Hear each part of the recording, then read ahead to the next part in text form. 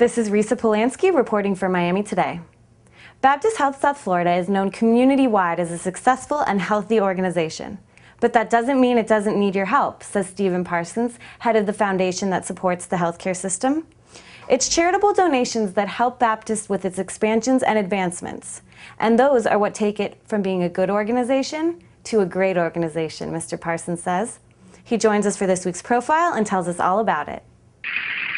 That although we're very proud of the fact that we have a well-run business organization, that we're asking them to support an organization that's well-managed, that's well-run, that their funds will be well-stewarded, and that if you added up the amount of projects that the organization does, for instance, just recently completing a $130 million plus expansion for the emergency center at Baptist Hospital, building the first digital hospital in the entire state down in Homestead.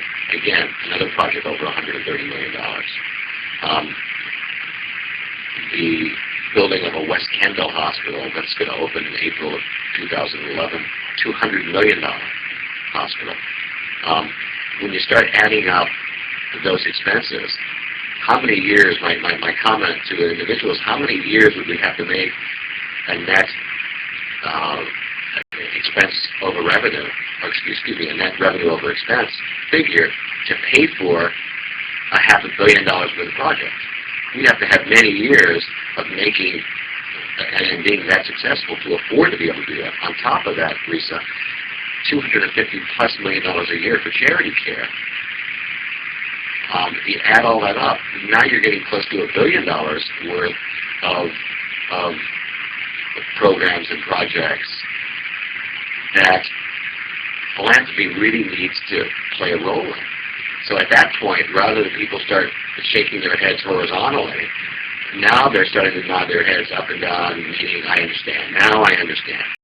Because what is usually not reported in those figures when the reporters boast about how well Baptist is performing on a business level, which is something that we should be proud of, and everyone is very proud of that.